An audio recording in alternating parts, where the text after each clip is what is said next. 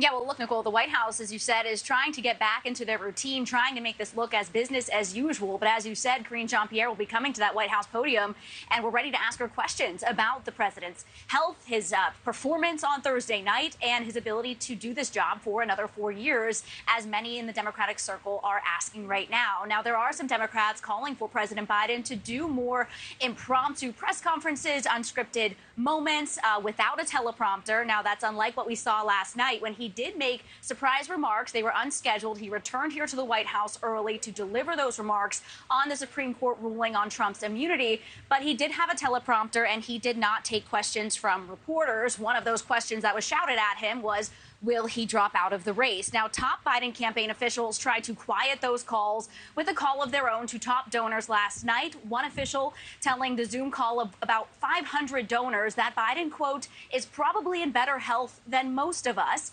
but adding that he's also 81 and he has to prove that he can do this job from a stamina standpoint. The campaign officials also promised President Biden would not be staying in the race if he didn't believe he was ready for the challenge. That's a source familiar confirming to NewsNation.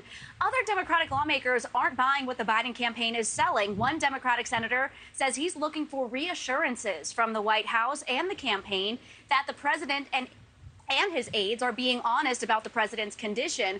One, a former Democratic congressman and a challenger to Biden in 2020, former Congressman Tim Ryan, calling for Vice President Kamala Harris to be the nominee. He has that in an X post he put out earlier today.